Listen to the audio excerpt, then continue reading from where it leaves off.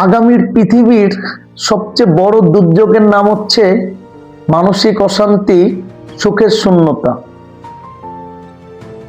আমাদের জীবনের প্রত্যেকটা ক্ষেত্রে, আমাদের প্রত্যেকটা কাজের মূলে, আমাদের প্রত্যেকটা সাকসেসের যে মূল পারপাস, সেটি হচ্ছে আমি আপনি সুখী মানুষ হব, পরিবার নিয়ে দুনিয়াতে সুখী লাইফ লিড করব। এটি আমাদের মূল উদ্দেশ্য। দেখুন, মানুষ যে যে কাজই করুক, যে যে প্রফেশনেই থাকুক, প্রত্যেকটা মানুষ সুখী হতে চায়।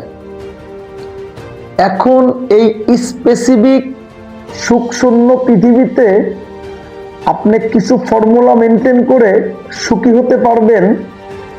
সেই ফর্মুলাগুলোই আজকে একটু আলোচনা করার চেষ্টা করব।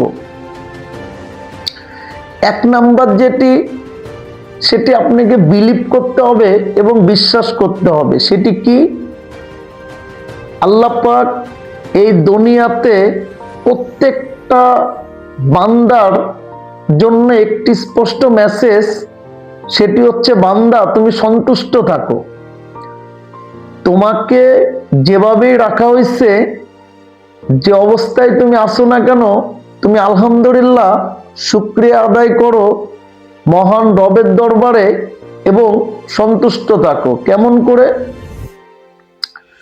দেখুন, প্রেজেন্ট সিচুয়েশনে যদি আপনি চিন্তা করেন, এই যে আমি আপনি কথা বলতে পারি, যদি আপনি গুগল সার্চ করেন, পৃথিবীর কয়েক লক্ষ মানুষ পাবেন যারা আমার আপনার মতো দেখতে মানুষ, কিন্তু তারা কথা বলতে পারে না, বোবা।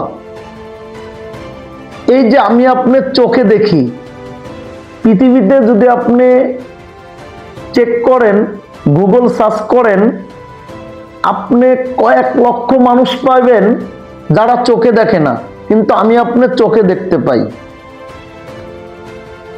প্রেজেন্ট সিচুয়েশনে আপনি যদি গুগল সার্চ করেন যে পৃথিবীতে কতগুলা মানুষ পুঙ্গ, যাদের পাও নেই,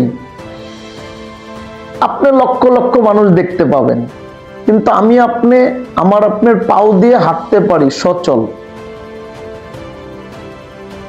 এইভাবে আমার আপনার প্রত্যেকটা অর্গান আল্লাহ পাক যে সুস্থ রেখেছেন,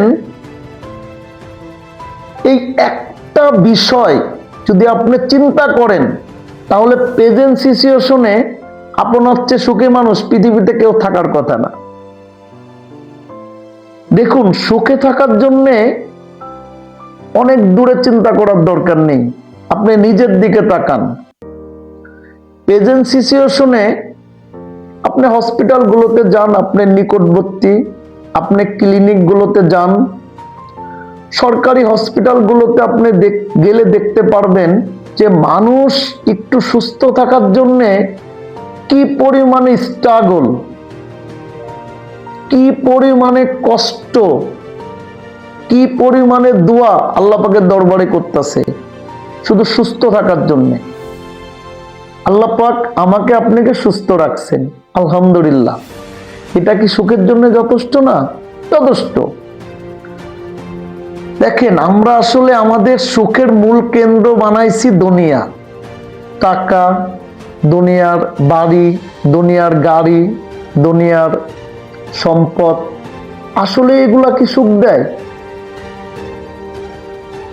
হ্যাঁ, সামরিকভাবে একটা মানুষের জীবন মান, একটা মানুষের পরিবার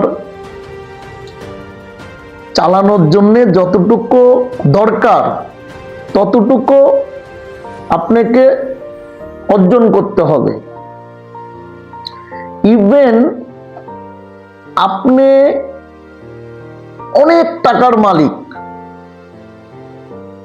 কিন্তু আপনি অসুস্থ, ওই টাকা আপনাকে সুখ দিতে পারবে? কখনোই পারবে না। আমার মূল পয়েন্ট হচ্ছে, টাকা খারাপ জিনিস বিষয়টা এমন না।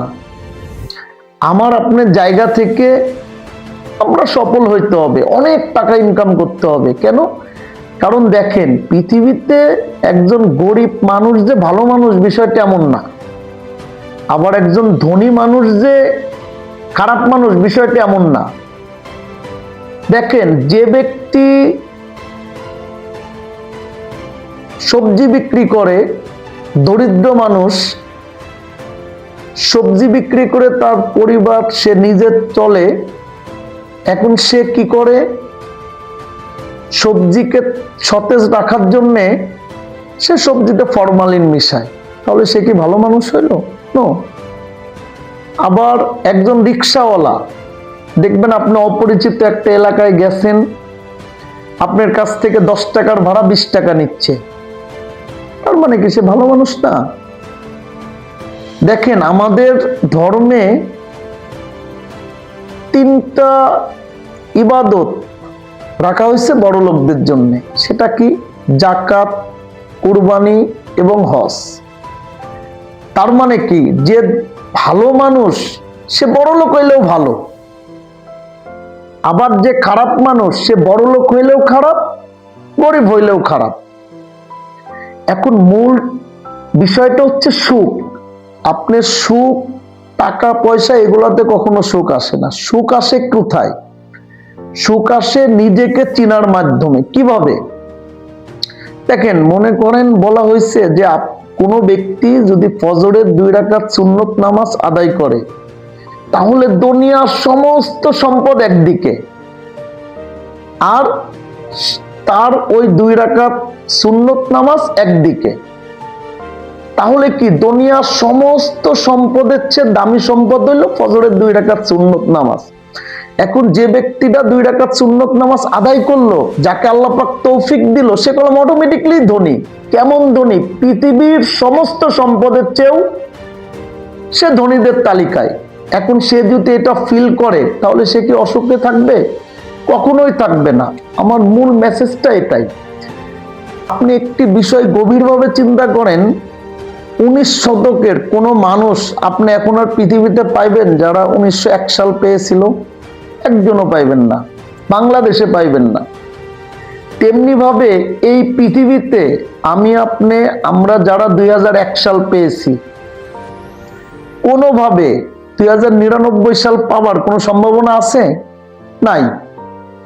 ভাগ্যক্রমে আল্লাহ পাক কাউকে যদি হায়াতে রাখে 100 বছর পাইতে পারে, কিন্তু বর্তমান প্রেক্ষাপট অনুযায়ী 100 বছর একজন মানুষ বেঁচে থাকা টু ডিফিকাল্ট। স্পেসিফিক যদি আল্লাহ পাকের দয়া হয়, যদি হায়াত থাকে, সেটা আলাদা বিষয়। এখন দেখেন, তাহলে আপনি নিশ্চিত যে 2099 সাল আমার আপনার ভাগ্যে আসবে না। তাহলে এখানে কি হইল? মৃত্যুর পরের যে জীবন, এই জীবন টাকা বলেন, সম্পদ বলেন, আপনার এই দুনিয়াবি সব সাকসেস বলেন, কোনো কিছুই কাজে আসবে না। কেন? কারণ আল্লাহ পাক তো নির্ধারণ করছে যে মৃত্যুর পরেই শুরু হবে আসল জীবন, এবং ওই আসল জীবনের যে সফল, যার ডান হাতে আমলনামা আসবে, যে ব্যক্তি কবরের 3টা প্রশ্নের জবাব দিতে পারবে, আমাদের রাসূল সাল্লাল্লাহু আলাইহি সাল্লামকে চিনবে, এবং যে ব্যক্তি আরশের ছায়ার নিচে জায়গা পাবে, যে ব্যক্তির ভাগ্যে হাউজে কাউসারের পানি থাকবে, এবং যে ব্যক্তি ডান হাতে আমলনামা পাবে এবং আল্লাহ পাকের রহমতে যে জান্নাত পাবে, সেই তো আসল সফল। কিন্তু দুনিয়াবির আমাদের মূল ফোকাস থাকে অন্য জায়গায়। কোথায়? দেখেন, দুনিয়াবি সফলতা। দুনিয়াবি সফলতাকে আপনি যদি সুখের মন্ত্র হিসাবে নিজের ব্রেনে ইনপুট দেন, তাহলে আপনি কখনোই সুখ খুঁজে পাবেন না। সুখ থাকে কোথায়? আত্মার গহীনে। আপনি সুখকে ধরতে পারবেন না। যেমন আপনি কি, বাতাস আমরা অনুভব করি, বাতাসকে দেখা যায়? দেখা যায় না। দেখেন, আমরা এই যে নিঃশ্বাস প্রশ্বাস নিচ্ছি, নিঃশ্বাস কি দেখা যায়? দেখা যায় না। সুখটাও তেমন, সুখ দেখা যায় না। তো যে জিনিসটা দেখা যায় না, সেটাকে কখনো নিজের করে আপন এবং চিরস্থায়ী ভাবার কোনো অপশন নেই। কারণ সুখ এবং দুঃখ এই দুইটা পাশাপাশি চলে। দুনিয়ার একটা মানুষের জীবনে সুখ আসবে, পরিপ্রেক্ষিতে দুঃখ আসবে, আবার সুখ আসবে, পরিপ্রেক্ষিতে আবার দুঃখ আসবে। এইভাবে একটা সময় তার জীবনের সমাপ্তি ঘটবে। এখন সুখের সন্তুষ্টি হচ্ছে ইবাদতে। এখন আপনাকে সুখ খুঁজতে হবে একটা জায়গায়, সেটা কি আপনি সুস্থ আছেন। প্রেজেন্ট সিচুয়েশনে আপনি যদি সুস্থ থাকেন, পৃথিবীতে আপনার চেয়ে সুখী মানুষ আর কেউ নাই। প্রেজেন্ট সিচুয়েশনে আপনি যদি আপনার পরিবার নিয়ে 3 বেলা খেয়ে আপনার যে চাহিদাগুলো আছে, পরিবারের চাহিদা মিটাইতে পারতেছেন, তাহলে আপনার চেয়ে সুখী কেউ নাই।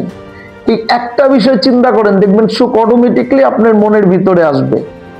আপনি জ্ঞানী মানুষ, আপনি সুখী মানুষ কখন হবেন? যখন আপনার সাথে 5 ওয়াক্ত নামাজ থাকবে।